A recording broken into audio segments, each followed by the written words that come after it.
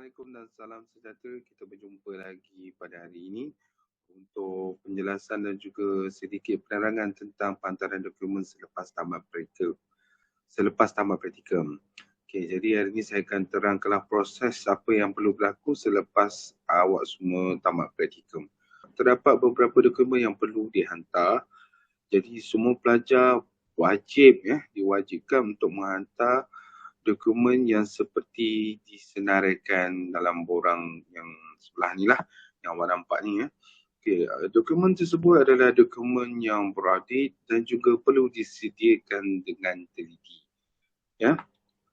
Sebelum awak membuat penyediaan dokumen-dokumen ini, ada beberapa perkara yang perlu anda lakukan. Antaranya ialah pengisian maklumat kehadiran. Saya akan sharekan pautan ni dalam ruangan description.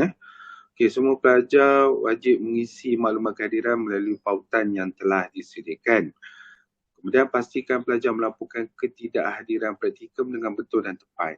Ini penting kerana untuk memastikan adakah awak perlu mengganti ataupun dengan istilah yang sebenarnya melengkapkan ataupun tidak. Sekiranya perlu mengganti, kita akan keluarkan surat kemudian awak melaksanakan penggantian tu, melengkapkan tu terlebih dahulu. Saya tidak perlu risau kerana anda semua berada di sekolah. Tidak seperti pelajar-pelajar aliran perdana. Kalau pelajar-pelajar aliran perdana mungkin ada sedikit masalah lah, mana mereka akan perlu kembali ke sekolah setelah kita mendapat kebenaran daripada pengarah untuk melengkapkan praktikum.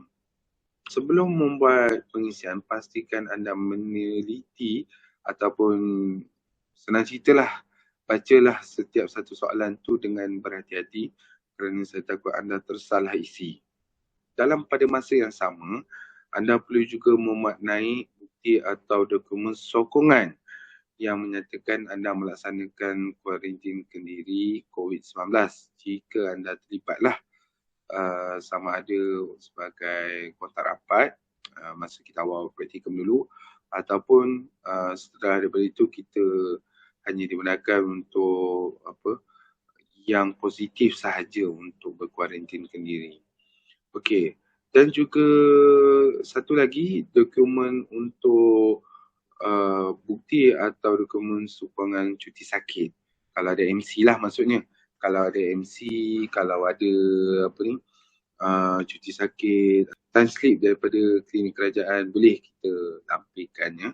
Saya nak tekankan kat sini, apabila kita membuat pengisian, perkara yang perlu kita tengok ialah tentang ketidakhadiran. Okey, maksud saya macam ni. Katakan awak berkuarantin 10 hari.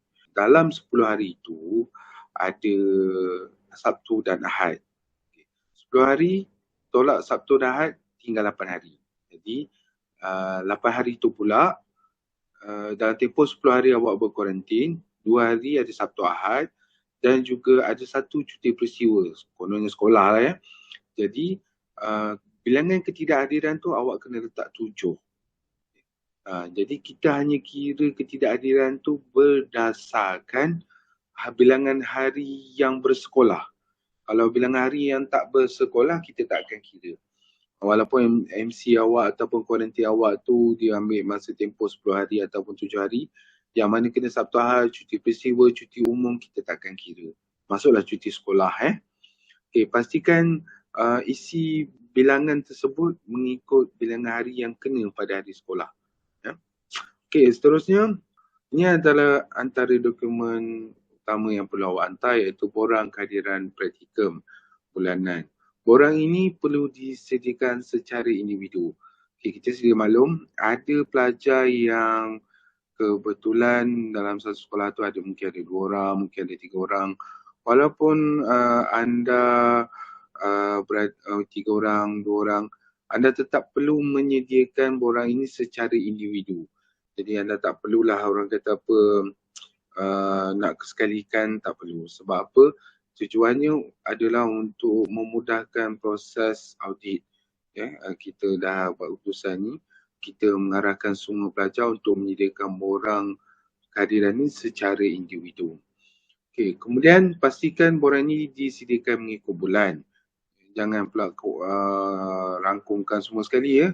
Ikut bulan. Kalau bulan 5, satu borang.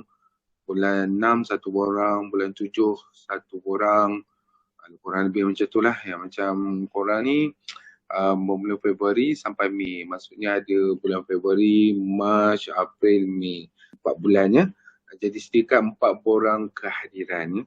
Pastikan anda isikan maklumat kehadiran tu dengan betul. Catatkan pada ruangan catatan sekiranya ada cuti sakit, cuti kuarantin ataupun yang terlibat dengan cuti peristiwa dan juga cuti umum. Ya. Borang ini perlu ditandatangan dan dicap oleh guru besar. Guru besar tak ada, takbir, ikut senioriti, kekananan ya. Jika ada cuti sakit, sama jugalah macam pengisian Google Form, pengisian kehadiran tadi, maklumat ketidakhadiran. Kalau ada cuti sakit ni tampal atas kertas A4.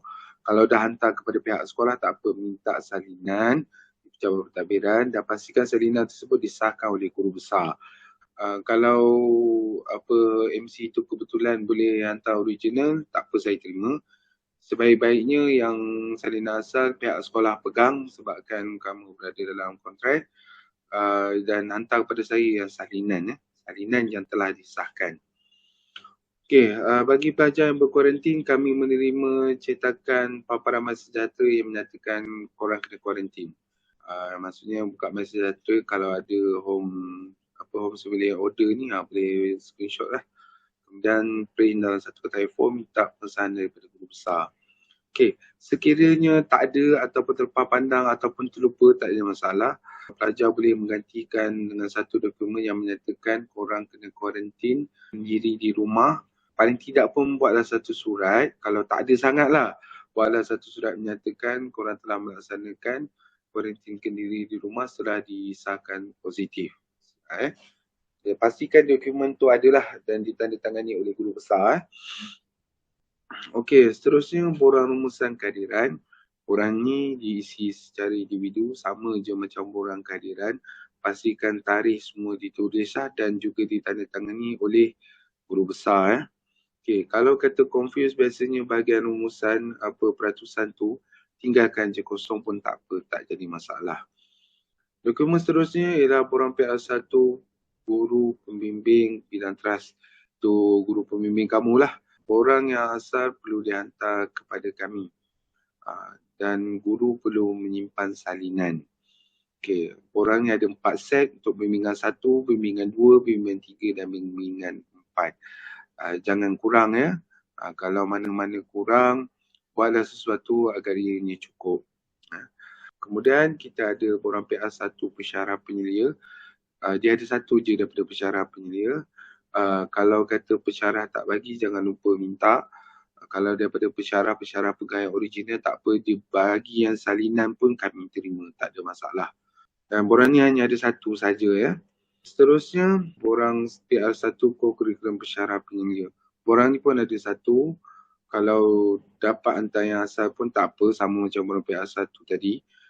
Kalau kata tak dapat, tak apa, asalkan yang original tu pensyarah pegang dan hantar kepada saya yang salinan sahaja. Ada satu je borang PR1 co-curriculum. Kalau tak ada tu boleh minta lah dengan pensyarah. Okey, kemudian borang pemantauan kekerapan penyelia praktikum, yang ni ada dalam salah satu dokumen dalam e-folio praktikum korang. Okey, sepatutnya setiap kali pensyarah datang, korang kena tunjuk borang ni dan juga minta tanda tangan. Mungkin disebabkan arahan tu saya terlepas pandang, saya pun tak pasti adakah ianya diberikan ataupun tidak. Sepatutnya begitulah. Tetapi sekiranya tiada, tak jadi masalah. Pastikan korang isikan tarikh bila pensyarah korang datang. Tarikh dan kotak-kotak yang berkenaan lah. Kalau pensyarah tu datang dalam minggu pertama, kamu letaklah tarikhnya bila. Tuliskan tarikh saja sudah memadai. Pastikan juga korang semua tanda tangan borang ni. Dan juga tentang tanda tangan pensyarah, bolehlah kita uzurkan sebabkan masalah jarak dan juga kejauhan pensyarah dengan juga pelajar. Tak ada masalah, dan pastikan ada tanda tangan guru pembimbing. Guru pembimbing dan juga tanda tangan korang penting. Yang tanda tangan pensyarah tu optional. Kalau ada baik, kalau tak ada pun tak apa. Okey. Kemudian borang refleksi amalan profesional. Okey, borang ni saya akan berikan pautannya dalam ruangan description. Korang boleh tengok dan korang boleh isi. Dan setelah pengisian ni ada email akan dihantar kepada email yang kamu daftarkan untuk mengisi borang ni. Pastikan masukkan email yang betul. Dan kemudian setelah email tu diterima, kamu buat turun dan juga boleh cetaklah borang tu untuk ditampilkan dalam borang-borang yang perlu dihantar. Okey, seterusnya, yang ni kalau ada. Saya ada juga menerima tasihat saya ada 3 ya, borang tuntutan ialah khas guru pembimbing.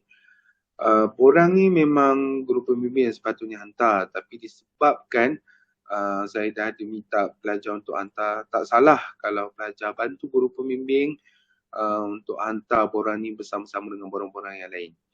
Okey, pastikan borang ni lengkap ya. Okey, dalam ruangan description video ni, taklimat ni, saya ada sediakan pautan berkenaan borang tuntutan. Jadi kalau dapat pelajar semak bagi pihak guru pembimbing juga baik. Saya suka juga kalau kata korang bantu saya. Ada ramai 77 kalau saya nak semak satu-satu agak ambil masa lah ya. Okey, kemudian pastikan borang ni lengkap baru kamu lampirkan. Ya. Bantulah guru pembimbing kamu untuk membuat tuntutan ya. Kalau ada yang guru pembimbing minta tolong kamu isikan, tolong je lah, tak ada masalah pun. Itu pun salah satu orang kata apa, cara kita membalas budi kepada guru pembimbing. Maklumannya dalam borang tersebut kita dah nyatakan perlu lampirkan surat lantikan guru pembimbing JPN. Tapi mulai tahun ini kita juga menerima kiranya surat tu, ayalah kita faham ada JPN bagi, ada JPN tak bagi. Kita menerima juga surat lantikan guru pembimbing IPT Kampus Ipoh. Kita ada keluarkan, saya rasa korang boleh scroll balik lah apa di mana surat tu berada ya. Saya dah bagi dalam grup, jangan kata saya tak bagi pula Saya minta kalau boleh semua dokumen tu kamu susun ikut susunan lah. Daripada atas sampai ke bawah nombor 1 apa, nombor 2 apa.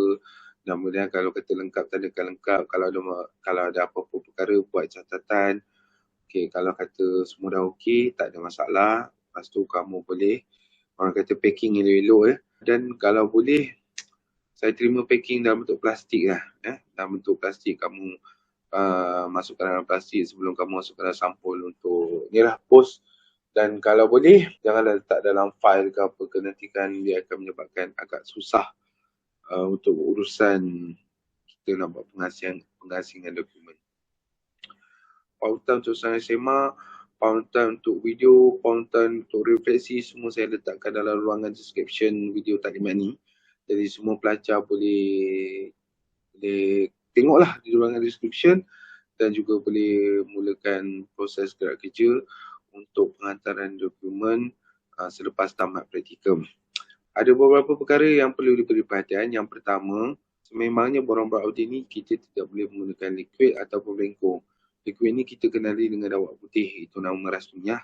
Kalau boleh sekiranya ada kesalahan, terutamanya pada borang tuntutan, kalau boleh buat baru. Kalau tak ada, awak cuma gariskan dan initial sikit kecil di atas garisan yang awak potongkan tu dan tuliskan maklumat yang baru. Kemudian untuk yang salinan, yang dalam slide semak tu saya tulis salinan, pastikan salinan tu disahkan oleh guru besar ataupun wakil pentadbir. Mesti ada cap salinan diakui sah. Mana-mana dokumen saya minta salinan lah, yang mana original saya minta original. Semua dokumen mesti sampai ke unit praktikum selewat-lewatnya Jumaat 20 hari bulan Mei 2022. Ya.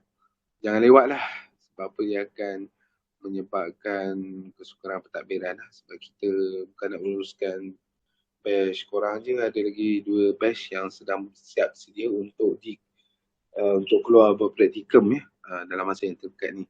Jadi saya harap sangat dengan semasa yang saya dah jangkakan, semua kerja-kerja untuk semakan, analisis dan semua perkara akan boleh selesai sebelum bulan Mei berakhir. Jadi saya minta semua dokumen ni mesti sampai pada saya selewat-lewatnya 20 Mei 2022. Sebelum buat penghantaran, saya juga sangat-sangat menggalakkan semua pelajar untuk buat satu set salinan. Tak kisahlah korang nak buat salinan tu dalam bentuk hard copy ke, soft copy ke, nak pergi photostat ke, nak pergi scan ke, ambil gambar ke, tak ada masalah. Saya tak ada masalah. Asalkan korang simpan salinan sebab apa? Sebagai backup. Kalau kata awak dah post tapi tak sampai. Memang berlaku. Memang berlaku. Okay, apabila korang hantar sampel korang ni untuk penghantaran kurier yang korang pilih, tak kisahlah apa sahaja ke JNT ke apa-apa kurier, saya tak ada masalah. Asalkan sampai, pastikan korang ambil bukti penghantaran seperti tracking number ataupun awak ambil gambar bungkusan atau resit dan sebagainya lah. Sebagai bukti mengatakan awak buat penghantaran. Okay, satu lagi saya nak pesan.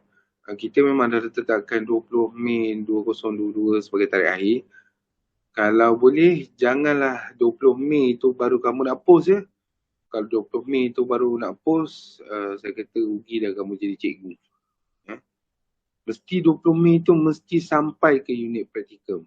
Maksudnya dalam bermula hari ni, sehingga hari Rabu minggu depan, buatlah persiapan sewajarnya untuk buat penghantaran. Hari Rabu tu mesti post, selewat-lewatnya kita boleh terima pada hari Jumaat. Ini alamat dia. Alamat ni pun saya akan letakkan di ruangan description. Saya minta tolong sangat-sangat tulis macam ni. Sebab apa? Saya takut kalau kamu tak tulis macam ni, dokumen kamu tak sampai pada saya. Berlaku pada ramai student, dia hantar portfolio dia pada saya, dokumen lah. Jadi bila buat penghantaran, dia terlupa nak tulis pegawai pengurusan praktikum. Bila dia terlupa nak tulis pegawai pengurusan praktikum, portfolio dia gagal dikesan. Jenuhlah saya mencari kat SCP, saya pergi pejabat pentadbiran, saya pergi pejabat pengarah, cuba nak kesan sebab dia kata dah sampai. Tetapi saya tak tahu ke manakah perginya portfolio dia. Dokumen dia itulah yang hilang. Dan saya terpaksa tak ada pilihan lain, saya minta pelajar tu buat semula. Dan dia buat semula. Memang kesian lah. Kita terpaksa terima hakikat walaupun kita rasa kesian, tetapi kita berdasarkan bukti hitam dan putih. Kalau tak ada pada tangan kita, kita tak boleh buat apa. Dia orang tetap juga kena buat balik. Itulah. Dan saya minta itu tak berlakulah pada pelajar, pada korang lah. Janganlah korang pula ambil mudah tentang perkara ni. Itu saja daripada saya. Saya ucapkan terima kasih. Saya ucapkan tahniah kepada semua pelajar kerana tak lama lagi kita akan menghabiskan praktikum.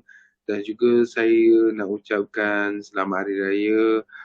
Maaf zahir dan batin. Kebetulan kita masih lagi dalam mood raya dan masih lagi dalam bulan yang Syawal ni.